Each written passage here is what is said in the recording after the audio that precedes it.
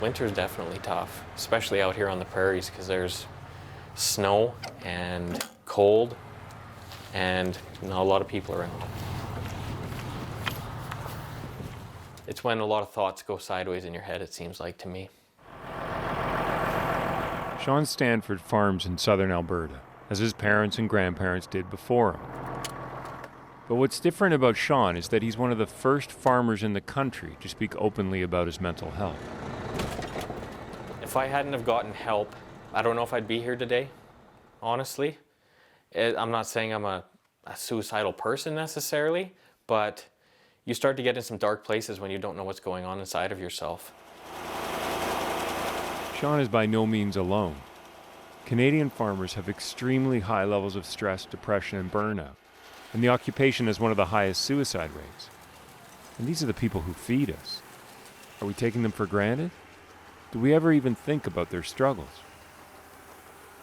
You're trying to do everything right you can, and you have no idea what's going to happen. Just something's going to fall out of the sky. Either it's going to be rain and it'll be good, or it could be hail, it could be bad. It's a high dollar risk game.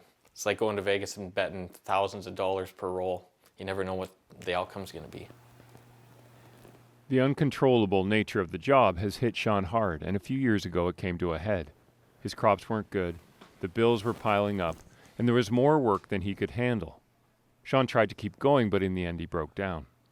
I was in bed, and it just felt like a crushing weight on my chest.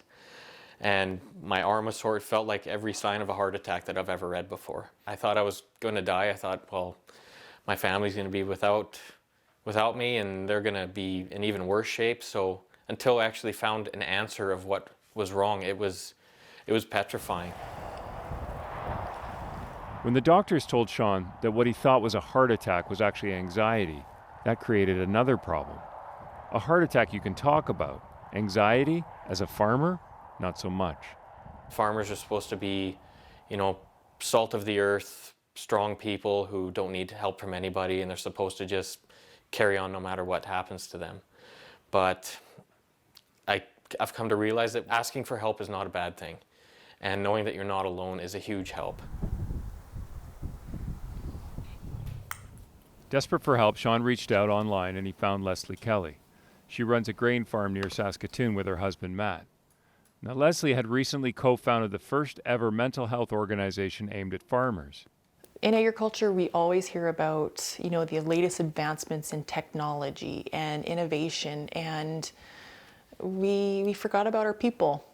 And I think the greatest opportunity that we have in agriculture is our people and ensuring that our people are healthy. Leslie sensed that farmers were far from it. But it wasn't until she rented a hall in Edmonton and invited farmers to come talk about their mental health that she saw the full extent of the problem. There were about 400 seats in that room, and I thought, if a dozen people come, that will be so great. And when they opened the doors, the farmers, they flooded in, and you could not find an empty chair in that room. People were they were sitting in the aisles, and they were standing along the back. And we asked the question, if you know of someone who has died by suicide, a loved one, a community member, a neighbor, a fellow farmer, and almost that whole entire room stood up, and I cried almost that whole panel. And then Leslie met someone who showed her just how much she could help. There was a farmer who was directly across from me. He was standing at the back, and he had his hat down, and he cried the whole time. And afterwards, he came up to us, and once everyone had left, and he said, I'd like to thank you. And we said, well, why? And he said, you just saved my life. I'm going to go home and talk to my wife.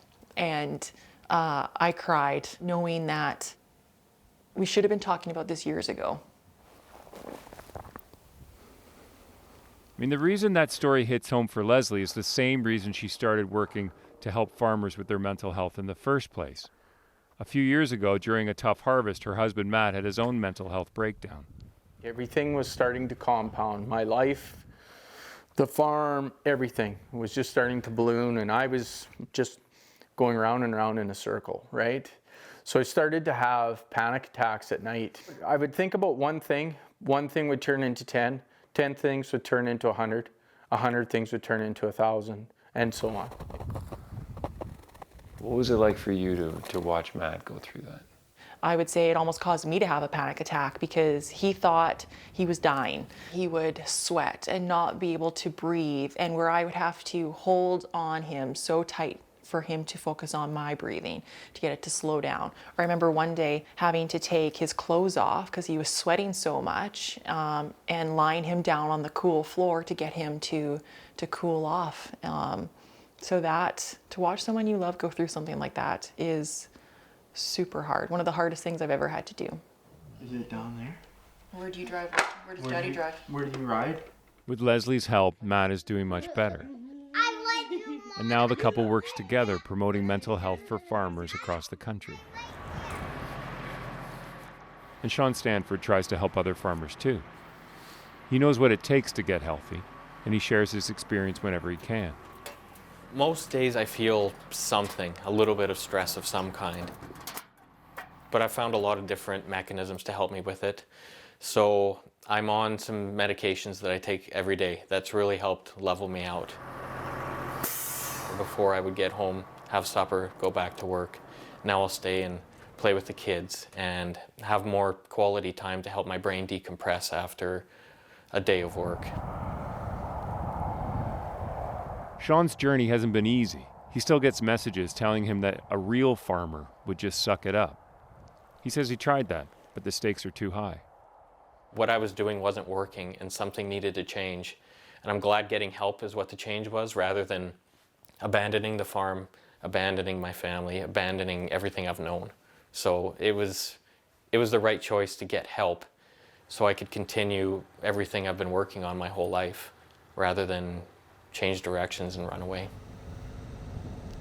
A healthy country needs healthy farmers. We can't really afford to look the other way. Nick Purdon, CBC News, McGrath, Alberta.